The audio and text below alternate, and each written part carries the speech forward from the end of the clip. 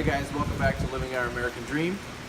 We got a lot of things going on the farm here this weekend. This is the Saturday before Easter, and as you can see behind me, we're cooking up our last batch of maple syrup today. It's been a long season actually, looking forward to putting this stuff away and getting on to some other stuff. Behind us, over by Marcus, you guys can see, if Mike swings the camera over there, we've got all of our buckets cleaned up. Also here, Mike showing us our taps. When we take these things out of the tree, we actually take them in the house and put a little nozzle in the end of them and just run a little bit of warm water. We don't put soap in these, just a little warm water to rinse these off. Then we stick the air compressor nozzle up to the back of them and we just blow these things out so they're nice and dry as they can be before we store them. This weekend, we still got our chicks over here. And as you can see, if Mike brings the camera over here, you can see that our chicks are getting pretty big. They're getting pretty big and they're getting kind of ugly. They will get their feathers growing a little bit better here in the next few weeks. But what we're really going to do our video on right now is we're going to change the oil on our Blazer today. The change oil light came on and Michael asked me if we could do a video on that. And I told you guys when we started this channel, this was kind of a channel with videos on whatever we got going on a particular weekend. And this particular weekend, we're changing engine oil. So let me show you what you need to do this job. Okay, over here at the workbench, this is what we're going to need to do this job. This particular vehicle is a 2003 Chevy Trailblazer, and if you look in the owner's manual, it calls for 7 quarts of oil. So we've got a oil change pack here that's a 5-quart bin and 2 individual quarts to give us our 7. We've got the appropriate replacement filter from the store. We're going to need an oil pan to catch our old oil, and this particular vehicle takes a 15mm socket to get the drain pan screw out of there. I'll show you that in a minute. And we're going to need a funnel to refill, and of course some rags to keep our hands clean. Alright guys, on this particular vehicle, we've got to take this cover off. I forgot to mention that we needed the screwdriver to do that. But here is going to be our oil drain screw, and then up under here is going to be our old filter. So let's get this out of the way. Mike, back up just a little bit. We got to get our pan in here and make sure our ratchet's set the right way. Get this off of here. And what I like to do, just to keep everything nice and clean, is get it to where I know it's ready to come out, and then pop it out, and then actually put this right in the pan here where it can kind of drain and drip off. And we're going to let that drain out right there for as long as we need to. You can say this oil is pretty dirty. When you put new oil in, it's going to be real golden brown color. This oil is black. It doesn't smell. It still smells like oil, so it's not burned, and that tells us a lot about our engine.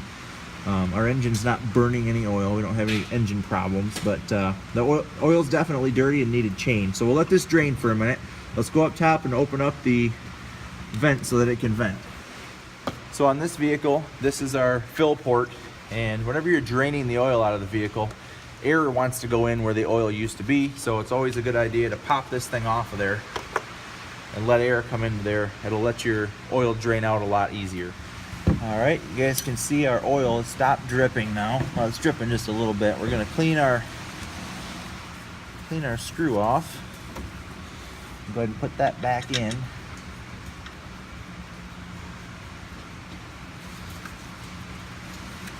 Now we also want to make sure that we get this nice and tight. These have a rubber kind of a seal on them, so you can go ahead and get them nice and tight. We'll make sure that that's good and clean. Now Mike, before I reach up in here, let's take the camera. I want to see if you guys can see where the oil filter is at actually. That should be right there. That's the oil filter I'm going to take out right now. Mike can see if he can still get you on camera here. And these oil filters have a rubber, this is the new one. They got a rubber gripper piece on here. And you're not supposed to tighten these up a tremendous amount. So I should be able to reach in here and grab it, loosen it up, just like this. Now I'm going to loosen it a couple turns, and I'm going to let the extra oil fall off of it. What you're going to see come out of there. And I just kind of pulled my hand out of there so it's not too crazy. And I'll let that oil kind of drip off there. And as soon as it's done dripping, we'll reach up in there and we'll get our old oil filter out. And when you take these out, you kind of want to try to bring them off somewhat up vertical because there is extra oil left in there. I'll just prop that up here for a minute. So for our new oil filter, I'm going to take a little bit of oil. I'm going to put a little film of oil on this rubber gasket so that makes a good seal when we screw it back in up here. And I'm doing this a little bit blind because I can't quite see it in here, but I can feel it. Where it's got to go. Right there. You want to make sure that you're not cross-threading this. So it's got to go nice and smooth when you get it on the threads. When you get it tight, you're supposed to go a turn and a half beyond tight, but don't tighten your oil filter with the wrench, because if you do, you're not going to be able to get it off. So we're done down here. Now I'm going to put this little panel back on, kind of clean everything up here a little bit, and we'll be ready to put fresh oil in. So now we've got our plugs in underneath. We've got our new filter in. Now we're ready to add some oil. I choose to run Pennzoil. This is a 10W30 oil. The manufacturer calls for a 5W30 or a 10W30. I've always ran 10W30. Well, we're just going to put all 7 quarts in here. And after I put all 7 quarts in, I'm going to start the engine and let it lubricate for a moment. And then I'm going to turn it back off, and we're going to check the level of the oil with the dipstick to make sure that we didn't over or underfill the engine.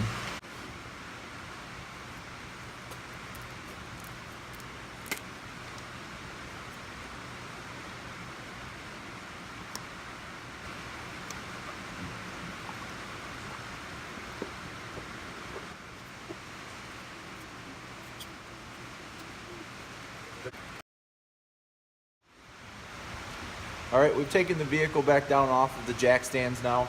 I started the engine for about 30 seconds, kind of let the oil pump move oil around the entire engine right there, let everything kind of settle back down for a minute. Now we're going to check the level just to make sure we're in a good level here. This is the dipstick right here. I'm going to pull this thing out. The first thing you're going to do is you're just going to wipe the whole thing off. Because when this engine runs and the oil pump's going, you got oil churning in there, it's going to give you a false reading. Mark, see if you can shine this right here. What we've got here is we've got an empty line and we've got a full line. So anywhere from this line to this line, anywhere in here, the vehicle is considered full of oil. So when we put it back in here, we want to go straight in, all the way down and all the way out.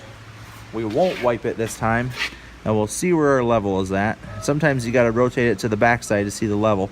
The level is right here, right on that F mark, right there. So we're good. I also want to show you this new oil. Remember I told you it was going to be a kind of almost like a golden brown color? That's what fresh, clean oil should look like. It doesn't have any black, doesn't have any particles in it, doesn't have anything in it. So we've got us a fresh oil change on the vehicle now.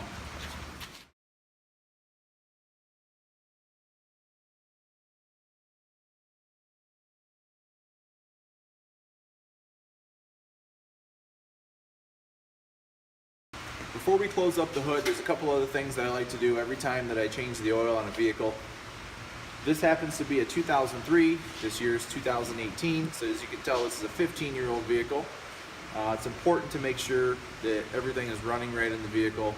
Make sure you listen for noises and that kind of stuff. If it's anything out of the ordinary, if you can fix it yourself, if you're a handy type of person, obviously you can take a crack at it, but get yourself a local mechanic that you're comfortable with, and he can kind of take care of that stuff for you. But before we close up the hood, I always like to do a couple of things. I'm going to put my light on here. You guys ought to be able to see right in here. This would be our coolant. See where it says full cold? So we want to make sure that the coolant level is appropriate for this vehicle, which it is. The next thing that we're going to check is I like to make sure I've got enough washer fluid. Now I've looked down in here. I can't see the bottom of it. Usually I top this thing off. I just looked over there on the shelf. I don't have any washer fluid right now, so I'll pick some up the next time I'm in the store. There isn't a whole lot to do with the transmission fluid on these automatic transmission vehicles unless you have a problem, unless it starts slipping or doing something odd. This is where you would check that at, but we don't need to do that. Same thing with your brake fluid. Unless you have an issue, probably don't need to get into the brake fluid. And you can always kind of take a look down here at your belt and make sure there's no cracking on the belt. I don't know how well you can see this belt or not. Let me switch my light here. Just a little bit better. This actually has been replaced in the last 6 months, so this one's gonna be pretty good. But usually I like to make sure there's nothing down here. There's no fluids where there shouldn't be fluids.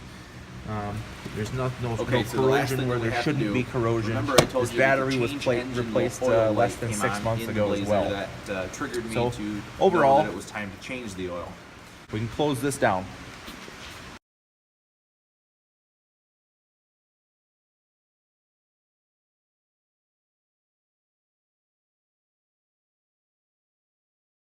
You have to reset it every time you do an oil change.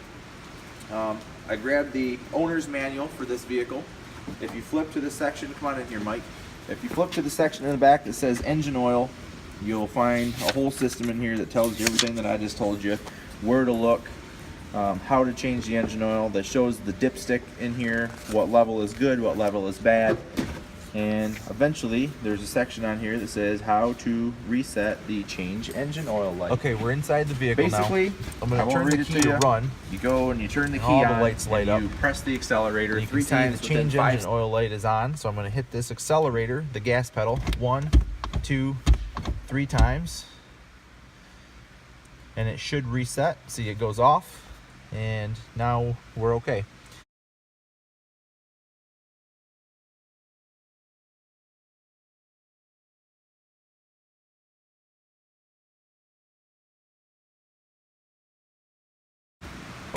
I'll just turn it off, remove the key, and now when I turn the vehicle we got on, a fresh oil change on our 2003 Chevy the lights Trailblazer. should all indicate We that are they're ready to go for another 3, 4, 5,000 miles, whatever the engine oil life system tells us we can go. Hope you guys enjoyed this video. If you do like the videos that you see here on our channel, click subscribe, send us some comments on the videos that you like, and keep on watching. Thanks.